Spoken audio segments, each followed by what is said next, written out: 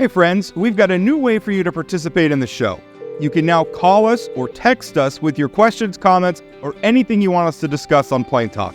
Just give us a call or shoot us a text message at 701-587-3141. That's 701-587-3141.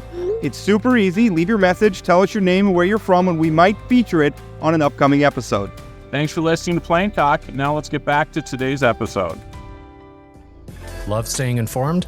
Subscribe now and get unlimited access to local news, weather, and sports for just 99 cents a month for your first 3 months at inforum.news/join.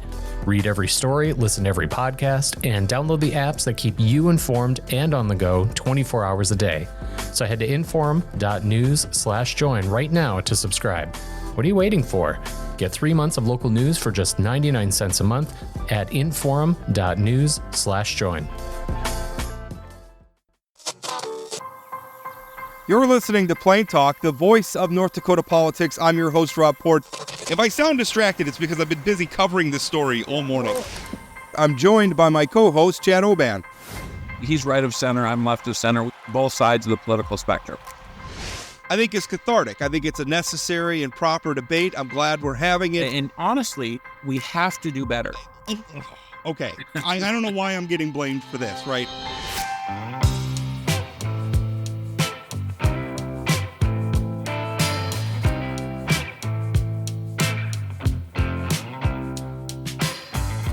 Hello. What you're going to hear is not one of our normal episodes. We're actually doing some reruns because, hey, it's the holidays, and both Chad and I took some time off. I hope you're enjoying your holidays. What you're about to hear is an interview that we did with Rebecca Binstock. She is the executive director of the North Dakota Ethics Commission. I thought it was a really interesting interview. You know, increasingly, we created the Ethics Commission a few cycles ago with a ballot measure. I wasn't so sure at the time it was a good idea, but hey, the voters said otherwise. We have it now. And increasingly, it is going to become a big part in the way our state is governed. And also, I think, a part in our politics. We saw in the last election cycle, we saw people filing ethics complaints and then publicizing the fact that they had filed ethics complaints in order to, sort of manipulate voters as they headed to the ballot box. So it's going to be very interesting how we use the Ethics Commission. And frankly, even as somebody who opposed the creation of it, because I'm not sure sometimes that these ethics commissions are as useful maybe as we think they should be. But I do think that there are some cool things we could do with it. And we talk about that during this interview. For instance, could we assign some of the authority to the Ethics Commission to enforce campaign finance laws? Right now, a lot of those aren't getting enforced, or other sorts of ethics or guidelines or whatever around campaigns. I think that's something we could do. Anyway, here's our interview with Rebecca Binstock. I think it's a very interesting one. I hope you enjoy it. I hope you're enjoying your holidays. We'll talk again after the first of the year. Welcome to Plain Talk, where we're going to be talking about ethics this Friday. Now, a few years ago, North Dakota voters created the North Dakota Ethics Commission by way of a ballot measure. And we could have a debate about whether that's the best way to do that. My feelings about ballot measures are pretty clear. I don't think they're a good way to make public policy. But it exists, and the Ethics Commission exists, and we have to. It's becoming more and more important, and we certainly saw in this last election cycle, it's becoming something that we talk about a lot. And so how the Ethics Commission performs and everything else, these are important questions, and we're going to talk about some of that. We're also going to talk about the fact that there is an opening on the Ethics Commission itself. And to talk about that with us and my co-host Chad Oban is Rebecca Binstock. She is the executive director of the North Dakota Ethics Commission. Rebecca, how are you? I'm good. Thanks for having me on, Rob and Chad. Let's get the first question out of the way. You guys have an opening on the Ethics Commission. Describe, who can apply for that? What does that process look like? And what does it mean to serve on the Ethics Commission? All right. So that's like a 3-part question, Rob, right? So, okay. So first of all, any North Dakota resident can serve on the Ethics Commission, which is, it really presents kind of this unique opportunity to be involved in state government and really have this ability to foster this culture of integrity and transparency that the Ethics Commission is working on.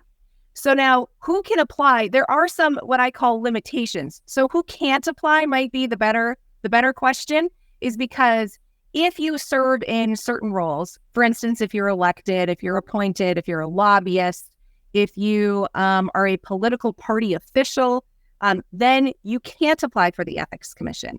And so are those things only currently? Like if somebody was the chair of the North Dakota Democratic Party 10 years ago, but isn't currently, could they apply today? Yes, they could. That's a great question. Rob. So it's if they are currently in that role, right? So really what the commission, now I want to be really clear, the commission, meaning me as the executive director, the 5 commissioners and our staff, we don't have any say in who the commissioner is going to be. The new one, the opening, that is selected by the governor, the Senate Majority Leader, and the Senate Minority Leader based on consensus agreement. So those 3 have to sit down and agree on somebody to fill this position. And so our role is really to kind of get a great applicant pool. So we call ourselves the logistical support for this process, and really just getting the word out there that if you have any interest in this area, go ahead and apply. And then those 3 select. So I can tell you what works great about our current 5 commissioners and what I think would continue having a great commission. And that is having a varied background. So we don't have 5 lawyers on the commission. That would not probably work very well. We have somebody from education, we have attorneys, we have people from the military, we have individuals who have local political experience, and they all bring their varied and diverse backgrounds to the table. And that creates this really unique environment, and it's really great to see and work with. So I think that answered the 3 questions. Yeah. Well, you should know Rob limiting it to 3 questions is pretty good for his opening question here. I have maybe a multifaceted question, but when the Ethics Commission passed, I think there was lots of confusion on how this would play out. And I would suggest that we have more sort of ethical issues that we see in the press now than we did when this thing was passed, between legislators' campaigns and that kind of thing. Can you walk us through, I file a complaint and I can do that anonymously, or I can add my name to it. Is that correct? There's part 1 of the question, by the way. And then what happens? So you guys go through an investigation. Does the Ethics Commission suggest charges to a local state's attorney? Or what's the point of all of this? Okay. So again, multifaceted question. So step 1 is somebody can file a complaint with the Ethics Commission. And so that process can be done either, you can file a complaint form. It's available on our website. Go ahead. It's currently a PDF. In the next few weeks or months, it's actually going to be an online fillable document that'll work a lot better. And you can go ahead and fill that out. You can then choose on that form whether you remain confidential. So we still, as commission staff, need to verify that you're either a North Dakota resident, because we don't want, there's always been this kind of sense of keeping this within our state, right? And so having a North Dakota resident, we need to make sure that you're a North Dakota resident, or that you are licensed, or you're somehow subject to a board or a commission that is subject to the commission rules. So the commission, that's kind of a unique ad that we added during the 2023 session. So we make sure that the person who files the complaint is within that definition, right? But you can choose to remain confidential. That is what there is. So there's that option. You can also call us. People call us.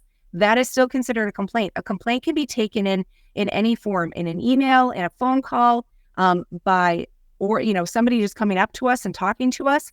But we do need to make sure that they want it to be a filed complaint, and then we can proceed. So once we move past that initial, somebody reaches out to us, then what we do is we enter into what we call our 3-step process. So in the statute in 5466 of the Century Code, it outlines kind of a process that then is supplemented by the commission's own rules that they adopted I believe that one was in 2019 or 2020. And so what it does is you have an initial review that happens. First step. When I say we, I say either the commission or staff, right? We review it, and really what we're reviewing it for is, do we have jurisdiction? Is this against somebody who the commission has jurisdiction over? Is there anything to this? Is it an outlandish allegation that has no substance and has nothing to it? And we do that initial review. So that is the very first thing that we do. Once we establish that we have jurisdiction over a complaint, the subject matter and the person of that complaint, then we move to informal resolution. So there is a requirement that we walk through an informal resolution process between the complainant, who may or may not be confidential, and the respondent. Now, we use the word respondent, meaning the person against whom the complaint is filed. Now, at that point, we really still have not dove into the substance, whether the allegations themselves are true in the complaint. That does not happen till our third step. But under the statute, we're really required to walk through that informal resolution process. And sometimes that works well. Sometimes parties say, nope, I want the respondent, meaning the public official, or it could be a lobbyist who's in that position or a candidate for office. We want them to resign. We want them to stop lobbying. It's kind of an extreme situation. Now, the commission does not have the authority to kick somebody out of office, right? So we need to then try to kind of get them to meet in the middle. If we don't informally resolve something, then we move into an investigation. And at that point, then we're fully investigating a complaint. There is this 3-step process and this is kind of what most other ethics commissions do across the country. It's slightly modified based upon authority and jurisdiction and how their process works. Some of them move into more of a lawsuit instead of investigation. But that's kind of the basics of how it happens. So then at the end, Chad, then you get to the end and you're like, what happens here? Okay. So then we have where the commission, as executive director, I prepare a report and recommendation for the commission. And then the commission will either adopt that and they'll have an order that has findings, has information in it.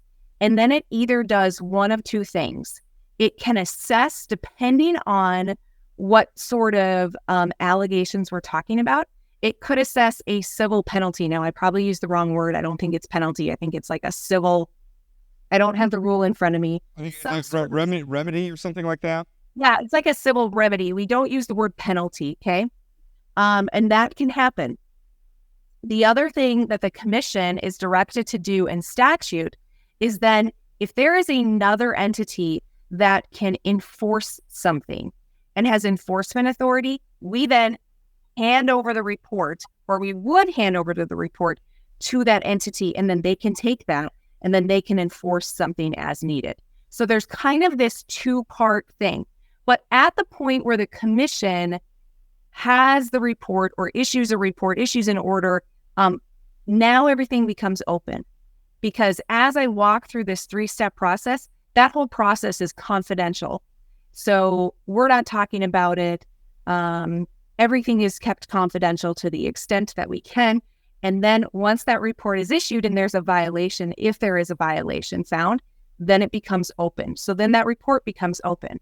Now, I'm going to tell you this process, we have not been all the way through this process yet, and I saw your eyebrows go up there, Chad, like, what? You haven't been all the way through the process? And that is because of how complaints have originally came into the commission. Numbers were low. I think there was, we didn't have a lot of complaints coming in, and now we have had an uptick and we're able to work those through the process. And so we are doing that. So I anticipate we'll get there and we will get there, and it's going to happen.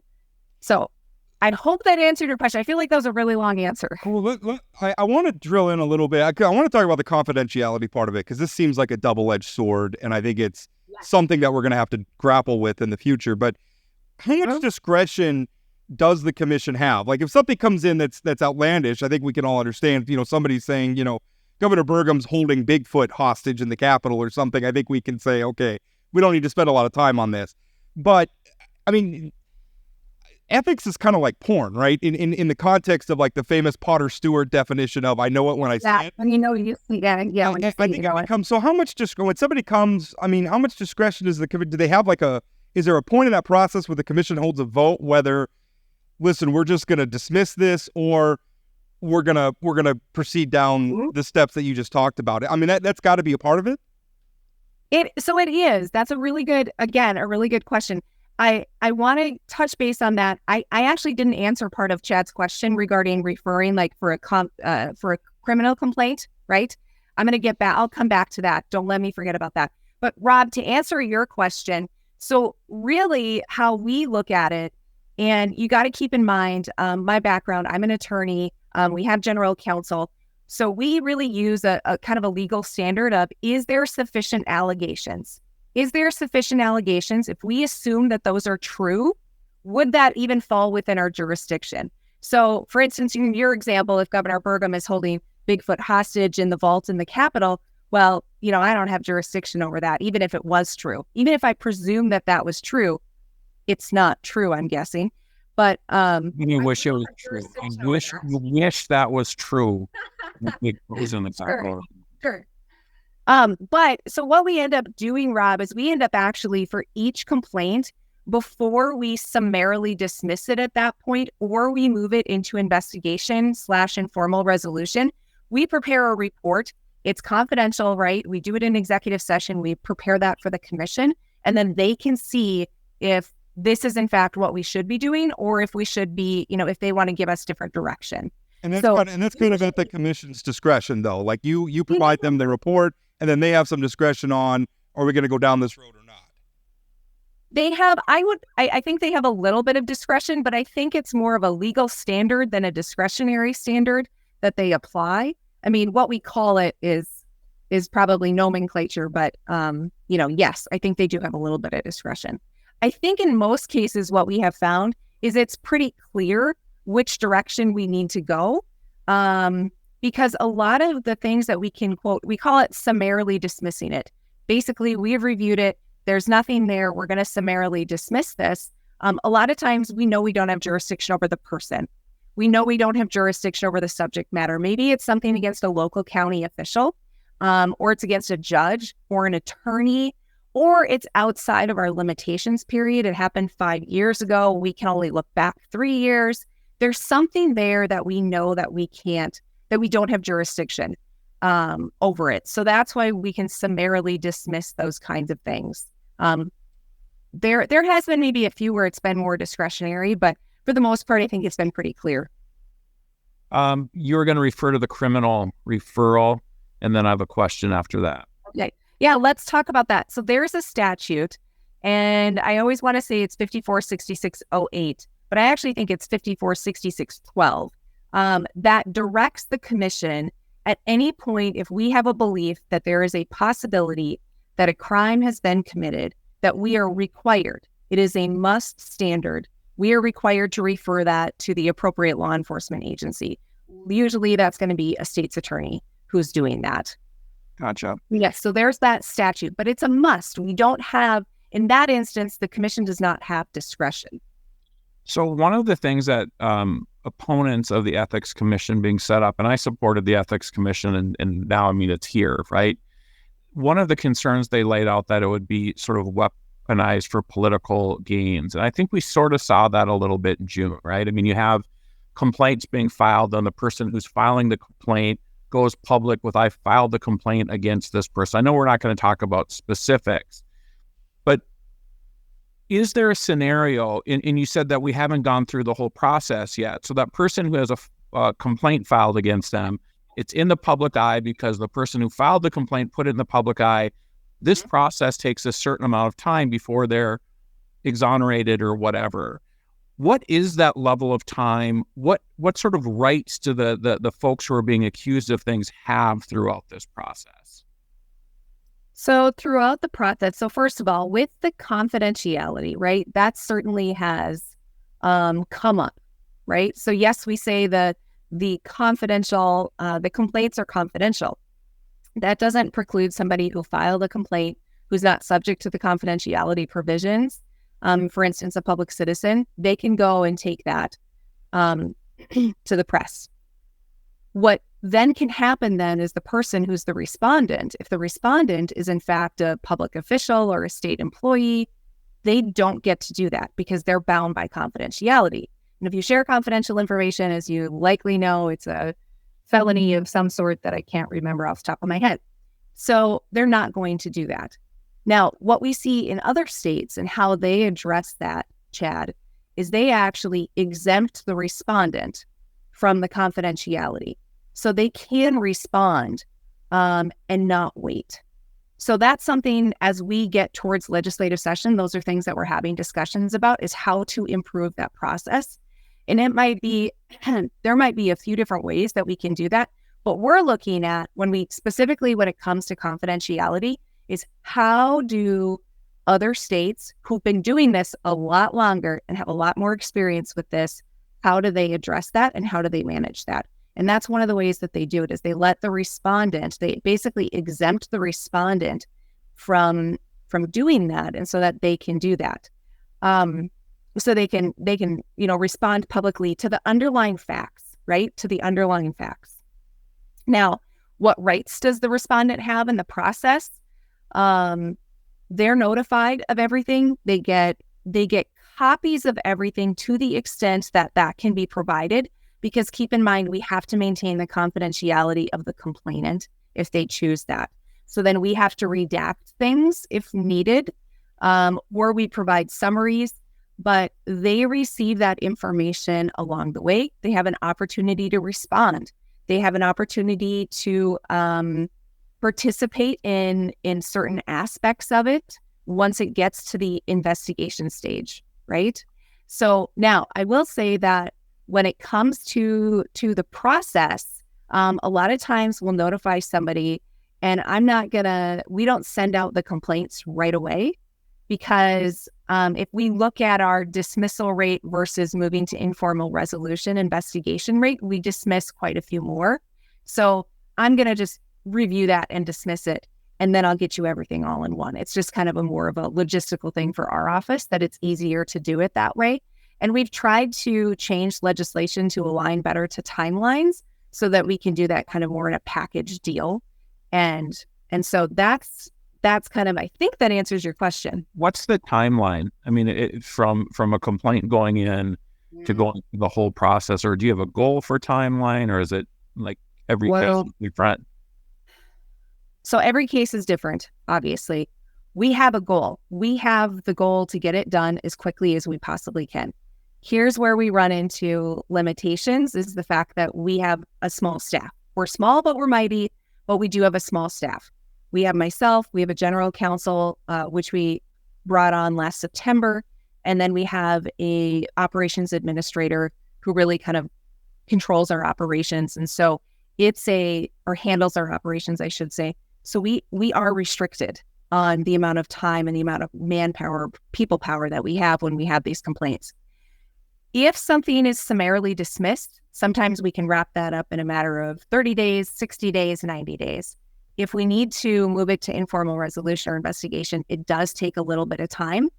The other thing you have to keep in mind is that if there is a criminal referral where we're required to refer something for criminal prosecution, the Ethics Commission investigation is halted. So the statute requires that the Ethics Commission not take any action. So if you have that interruption, it's going to delay the process even longer.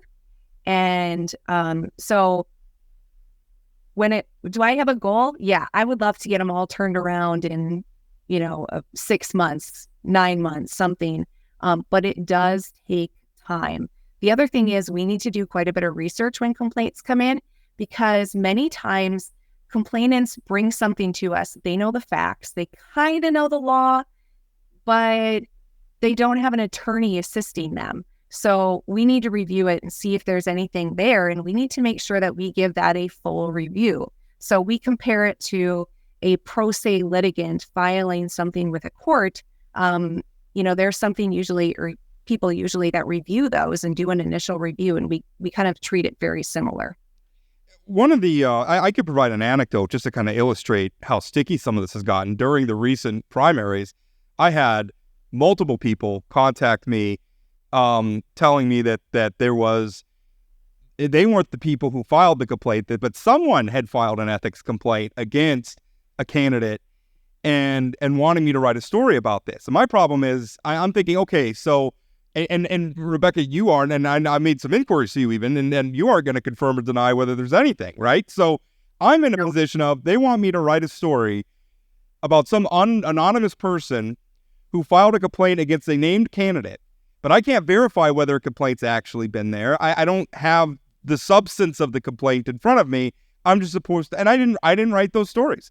I've made a decision. I'm not pursuing those. There's not enough here, and I don't think it's fair to the person we're targeting. So that's a difficult thing. You said that there's been an uptick. Can you give us some numbers? Because I think you're right. I mean, it seemed like for a while we weren't hearing a lot, and then all of a sudden, I know just from what I get, it seemed like all of a sudden a lot of people were filing things. So do you have some numbers? What does uptick mean? Yep, I do. Hold on. And I only say that, okay, so this is a good, now I want to be clear, this is just our complaints. There are other filings that are required by the Ethics Commission under other rules that have also similarly increased. Some of them have had a really significant increase because they went into effect prior to this last legislative session. So we have those as well. But as far as complaints go, so the Ethics Commission was created in 2018. So 2019 was really the first time anybody could file a complaint. And in 2019, there was two complaints. In 2020, there was 3. In 2021, we start to have a little increase. There's 9.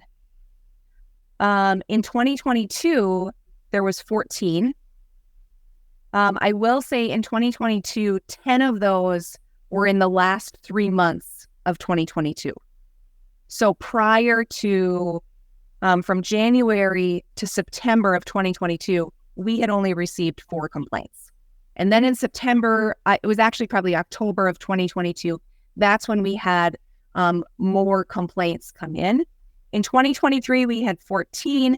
And then in 2024, and this is as of, I believe yesterday, we've had 25 complaints this year. So we do have an uptick. We currently have, now just to give you an idea of how many of these we've processed, out of all of those, and I'm not great at math, so don't ask me to add them up quick, but I think it's around 60 some. We have 25 pending as of today that are either in an initial review stage, an informal resolution stage, or an investigation stage. So that was 67 since 29. Yeah, here we go. So according to my quick envelope math. Yeah. So attaboy, Rob. That's well, hey, that's what I'm here for. And those are good numbers too. I mean, I think people need to understand, what that's been. I think that's important context. One of the things I really struggled with, I oppose the creation of the ethics measure. A part of it, again, because I think this is a hugely complicated question, and I think the ballot box is a terrible place to do it. Because I would argue that a lot of the struggles we've had, I don't know, maybe struggles is the wrong word, but maybe the complication we've had in implementing the Ethics Commission is a result of the fact that we didn't have a legislative process around this. We had a ballot box process around it, and there's not a lot of nuance there. Anyway, I'm going off topic. What do you say to the people? I mean, what does this process serve? Because I'm looking at it like a lot of times if somebody's, hey, I don't know that ethics indexes well to the presence of an ethics commission. Congress has all sorts of ethics commissions. I wouldn't say that Congress behaves all that ethically. Places like Chicago have had ethics commissions for a long time, and they are famous for their corruption. So I don't know. I don't know how well this works as a mechanism. To me, it's we stay more basic in terms of we require lots of disclosure. We have transparency, and we support a robust news media. And maybe I'm being a little self-serving because I'm part of that news media, but we have a robust news media to report those stories and put the questions in front of voters and hold people accountable that way. So, kind of defend this process, because in you describing it, I'll be honest, it seems really complicated, really opaque. And part of me wonders, is the juice worth the squeeze here? Mm-hmm. So, Rob, I think that your question is really valid. And I'm going to be the first one. I've said this publicly. Ethics commissions alone do not create an ethical government. Alone. They cannot. It is I compare it to a three-legged stool. Okay? So in North Dakota, what the Ethics Commission, they're trying to increase transparency to create or have accountability. So I view it as my job as executive director. How can we increase transparency? That's my job. So yes, we have the complaint process, but some of the other things that are happening where we have disclosure requirements, we have meeting notices, the commission is looking at financial disclosure rules in our state. Those need a definite update in North Dakota, I would say. So providing that transparency is part of the solution to reach an ethical government, okay? That's one leg. So the Ethics Commission is one leg. The second leg is the press. The second leg is people who know what's going on. They look at the numbers, they look at what information is out there, and they write about it and they inform the public, okay? The other part is the voters. So the third leg is the voters. And they need to then be engaged and they need to see what an ethics commission is doing, need to be involved. And so you need all three of those. So when it comes to the North Dakota Ethics Commission, we are thinking about ways that we can increase transparency. And that really is some of the rules that we're looking at. And I do think that you're right. I want to take a step back because I'm going, it's 2024. This was in place and, put in 2018. That's almost, we're coming up on 6 years. Like, let's do some things here, right? And I think that process has taken time because we have relationships that needed to get built. We have communication channels that needed to get built, and we are in the process of doing that. So at the same time, if we look at ethics commissions across the country, and ethics, they call them ethics commissions, they call them ethics committees. You referenced Chicago. They have multiple ethics commissions. They have a state ethics commission, they have a city ethics commission, they have a county ethics commission. We have one. Now, when it comes to the role the ethics commission plays, we have constitutional duties. We have two constitutional duties. The Ethics Commission has constitutional duties to adopt and create rules regarding our 4 buckets: transparency, corruption, elections, and lobbying. They also then have to investigate. There is an inherent third bucket or third directive that the Ethics Commission in North Dakota has to do, and that is provide guidance and education. Because a lot of times when you talk about government, if you look at how fast legislative session happens, it happens fast. And so if you can create a structure that helps people manage conflicts, be ethically aware, be aware that this might create an issue, and be able to come to somebody and say, I have this issue. Can you help me work through it? What is the process that I should follow? And sometimes we've had, in North Dakota in particular, we've had a culture that's been around. I mean, if you listen to our webinars that we've been doing lately, we talk about this historical perspective on ethical decision making in North Dakota, and there is a culture that is developed, and it's reteaching, and it's rethinking about how we evaluate circumstances, how we evaluate government actions. And yes, the Ethics Commission can do some of it, but it can't do it alone. And I think that gets missed on a federal level. It gets missed on many levels, but that's what, when you look at the North Dakota Ethics Commission, if people actually look at what we're doing, we have a strategic plan of creating ethical awareness through education, making sure that people have resources. If they have questions, they can reach out to us. We can't provide attorney advice, right? We're not their attorney, but we can guide them to what they need to look at. So when I talk about, they call it a transparency cycle that you need all three things. So I'll go out and I'll talk to high school students saying, you need to participate. I can do my job and I can share all the information that I want to. I can get financial disclosures out. We can be talking about things that need fixing in the state government, but unless somebody votes or chooses to vote based on that information, then it doesn't work and it falls apart, right? So it is a three-legged stool that we all need to create this more transparent and ethical government. Man, that was a really long answer, Rob. Sorry about that. No, well, it was in your defense, it was a complicated question. Yeah. We're coming up against it here, but I have one other quick question that I just want to understand. What is the jurisdiction of the Ethics Commission over elections? So if there's a candidate who's lying about one of their opponents in the mail or on TV, if they're not properly filing financial disclosures, putting on proper disclaimer stuff that they're sending out, what's the Ethics Commission role and all that kind of stuff? So, Chad, that's going to be a question that depends on the facts of the case or of what comes before us, okay? So currently the commission does not have any rules regarding elections. That was something back in the June meeting, the commission directed staff to prepare draft rules.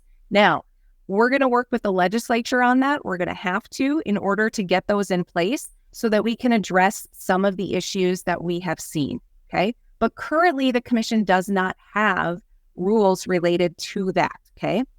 But if it has a failure of disclosure, if it is a violation of some criminal statute, then the commission is required to turn that over to whichever state's attorney would investigate that. And we are required under the statute to do that. So if we get a complaint that alleges that, we then have to go and refer it.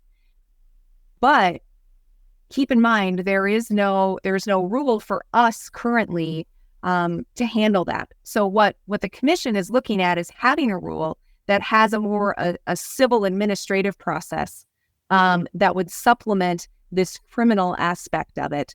And that would be how we would work through it in the future. So that is what we are currently working on. Well, this has been a fascinating interview, and I feel like we could go for another half hour, but we only booked you for a half hour. So I appreciate you coming on. I am really excited about the idea of the Ethics Commission being, in some ways, in fact, I was thinking of a headline for a future column as you were talking, and it's like, I feel like the Ethics Commission, we talk about it in the context of complaints filed all the time. That process may be the least important thing the Ethics Commission does. I think the way the Ethics Commission could better serve the state is if we could turn it into a clearinghouse for, and just as one example, for campaign finance. I mean, maybe instead of filing them with the Secretary of State's office, the Ethics Commission sits astride the campaign finance reports. Then when somebody doesn't file, and instead of everything being a misdemeanor criminal thing or an infraction if you don't have the right disclaimer on your campaign sign, maybe there's a civil remedy, because I think it's problematic putting some of that in the criminal code. I'm not real interested in seeing I'm not real interested in seeing somebody go to jail because they didn't have the right disclaimer on their campaign sign. I wouldn't mind them maybe hitting them where it really hurts and giving them a fine where they have to pay and make it a fine that matters. I mean, right now it's a $25 fine if you don't file. $25, yep. Yeah, I mean, it's a joke. I just want to make it really clear. The Ethics Commission does not want to take over the filing from the Secretary of State. They've worked really hard to get that, they're working through an update, but there's the enforcement side. Sure. Right. Okay, and so sure. having a non-political... I'm just spitballing ideas. Yeah. Rebecca. Yeah. Oh, no. Just because you don't want it doesn't mean Rob's not going to give it to you. Thankfully, I don't think Rob can legislate authority to us. So, challenge accepted. No, I cannot. We are all overestimating Rob's influence a great deal here. All right, we really do have to interview. This has been fun, Rebecca, and I feel like we should have you on because I do think the Ethics Commission has the potential to be a force for good in North Dakota, even in these divided times where part of the problem here, you said what voters have to care. Yeah. Voters have to set aside partisanship and want ethical behavior and stop defending unethical behavior because it happens to come from politicians they like. And that's a whole other problem that is well beyond the scope of the Ethics Commission. Yeah, we usually cover that in the second half of these. Well, in fact, we're going to end the interview now, and Chad and I can expound upon that in the second half. Rebecca, thank you so much. Thanks, Rebecca. Yeah, thanks, guys. That's it for today on Plain Talk, the voice of North Dakota politics. Plain Talk is a production of Forum Communications Company. Got a question, comment, or suggestion? Leave us a voicemail or send us a text message at 701-587-3141. That's 701-587-3141. If you haven't subscribed to Plain Talk yet, you can find us on YouTube or your favorite podcast platform like Spotify or Apple Podcasts. For those of you who are already hooked, give us a rating or review. And don't forget to share or tell a friend. Special thanks to my co-host Chad Oban, and from myself and everyone at Plain Talk, thanks for listening.